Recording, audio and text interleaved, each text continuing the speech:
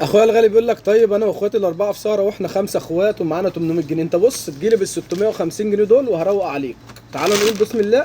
ادي واحد ستريبس وخمسه مكرونه من اختيارك.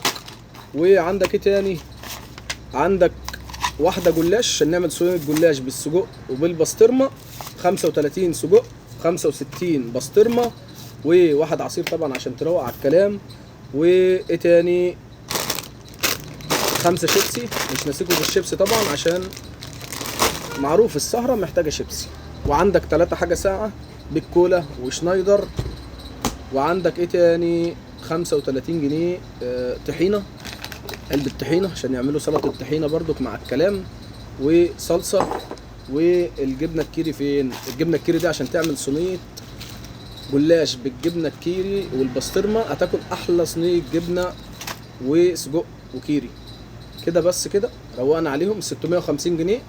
تيجي تنورني وتشرفني تاخدهم وتاخد عليهم نص كيلو بسبوسه وجلاش مشكل. وصلت لاخر الفيديو ما تنساش تصلي على النبي وشير ولايك جميل. في امان الله.